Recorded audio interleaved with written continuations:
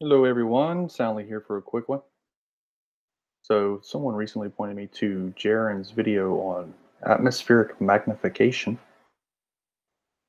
and I was going to address that real quick. Let me share my screen.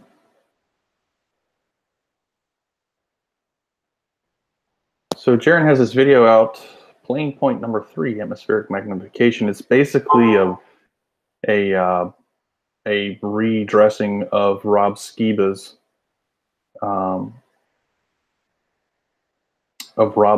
argument about lens magnification of the atmosphere or something like that.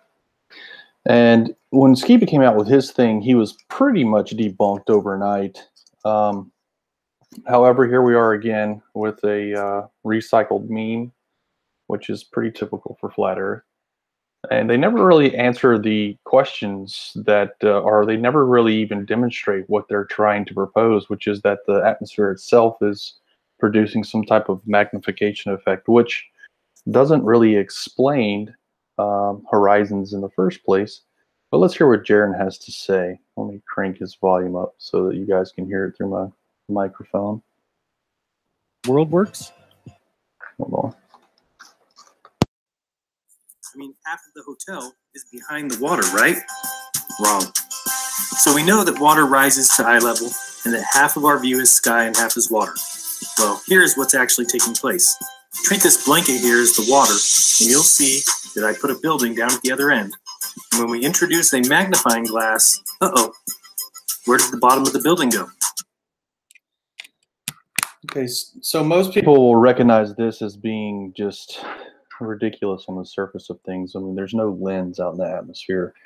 If there was a lens, we would see other effects of lenses like ants burning on a hot summer day from a magnifying glass, for example. But we don't see that. They took this basically a scientific, or I guess like a science enthusiast video about how mirages work.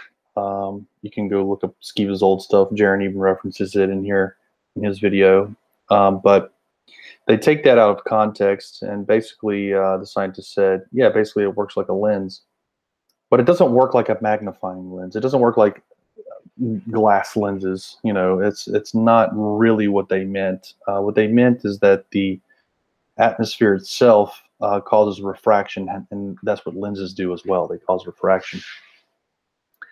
So the atmosphere does cause refraction. However, that doesn't answer why things are blocked by a horizon.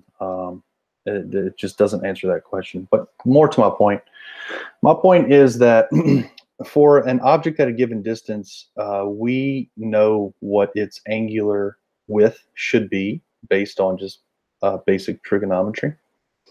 And so if there was any type of magnification, we would simply be able to see, like in Jeran's experiment here, that there is actually magnification. So in this experiment, in Jeran's experiment here, or demonstration, there is an actual magnifying effect. The building gets wider through the magnifying lens, obviously. So if the atmosphere was doing something like this, then we would expect that the building itself would appear wider and taller than it otherwise would. And that isn't what we see. And so what I'm going to show you is a very simple demonstration I did on a gloomy day in my garage, and explain to you exactly what I'm talking about here. Now, I am going to warn you there is a little bit of math. It's nothing to be worried about. It's pretty basic, but it's pretty straightforward as well. So here is a picture of the Marriott, a similar picture to the one he was looking at. And here is a picture of 10 inches of a measuring tape. This is imperial, so these are inches. And we basically see about 10 inches, give or take a 1/16 of an inch. There's a little bit extra on this side. and maybe a little bit extra on this side, but it's less than a 16th of an inch. So I'm going to go with 10 inches. If you want to do it with 10 and 16th, then you can. It's not really a big deal. But we're going to go 10 inches and just do some basic figuring here. So I was 553 inches away from this target object. So let's do some basic math. And I'm going to break it down all the way to what pi is. Pi is the circumference of any circle divided by its diameter. Most people know this. You can just work it down to this. So circumference is 2 pi r, r being radius. If we know the radius, in this particular example demonstration that I did, my camera was 553 inches away from this measuring tape. And so if we use that as a radius, we can determine that the circumference of the circle made by that radius is 1,106 times pi inches. And so all it did was say 360 degrees divided by that circumference. That gives you how many degrees per inch of circumference. And I set that equal to x degrees divided by 10 inches, which is what I'm actually looking at in my photograph here, 10 inches. And we can determine that my field of view for that photograph was about 1 degree. Now, you can go back and do this math yourself, and it is rough numbers because, you know, I'm assuming that you know, my measurements are good enough. I didn't take out, you know, I didn't get down to the atomic scales for my measurements, but basically this field of view is about right. So knowing what the field of view of my telescope is roughly, and it does change a little bit depending on how the focus knob is positioned, but roughly 1 degree field of view. So we take that field of view, and now I'm going to determine how many degrees there are per pixel in my image. And this is 7,952 horizontal pixels. This is what I'm looking at here. If you look right here, you know what? I'm probably not even sharing my screen, am I? Or am I? Yes, I am sharing my screen. Good. Okay, so if you look right here, it's 7,952 pixels wide, this image is. And so then I can determine, going back to the math here, how many pixels there are per, this is the ratio of pixels, of degrees per pixel, okay?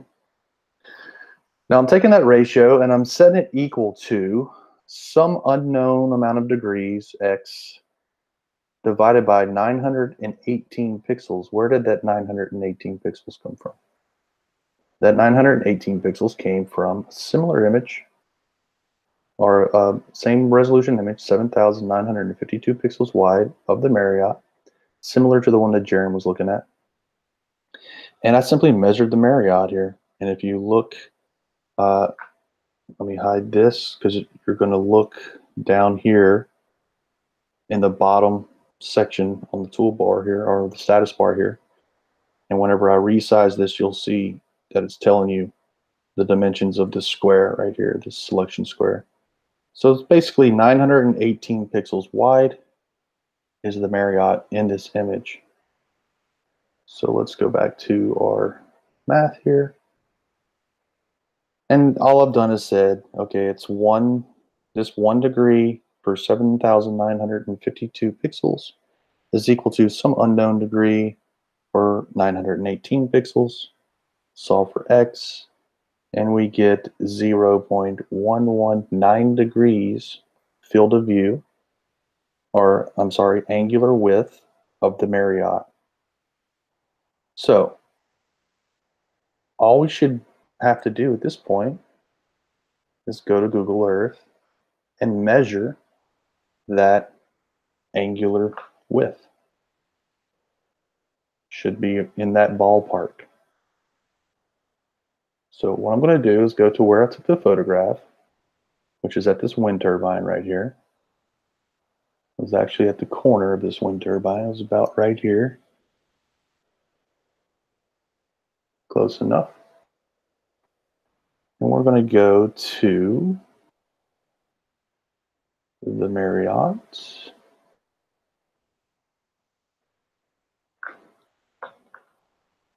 And I want you to look at the heading right here, okay? So the difference in heading between the left side of the Marriott, roughly right there, okay, which is 188.67, and the right side of the Marriott, 188.55 about, and that works out to 188.67 minus 188.55 works out to 0.12 degrees, which means that in this image there is no magnification effect occurring in the atmosphere, because the width of this image is exactly what we'd expect it to be at that distance. So hopefully this clears up any misperceptions that people have about atmospheric magnification. I believe that others have done similar demonstrations with Skiba stuff, but the reality of the situation is that this observation verifies the expectations of a globe. This is what we would expect to see given ideal conditions, ideal visibility, water temperature and air temperature about the same, minimize refraction as much as possible, and minimize the thermal effects of heat in the atmosphere. And here we are, trying to minimize the variables. When you minimize the variables, you end up in a situation where you can take an ideal observation, and that ideal observation will most definitely validate the globe model. And that's what we have here, another validation of the globe model. So if anybody has any questions, please ask me in the comments section. I haven't looked at the chat yet, but I will. But I do suspect I will end up taking this Hangout and just trimming it down. So when this, if you have any questions about what my methodology here, or you want to talk about it, just leave me a question in the comment section below, and we can talk about it then. All right.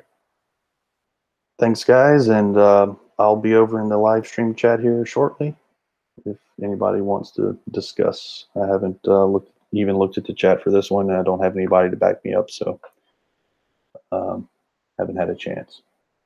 Thanks, guys.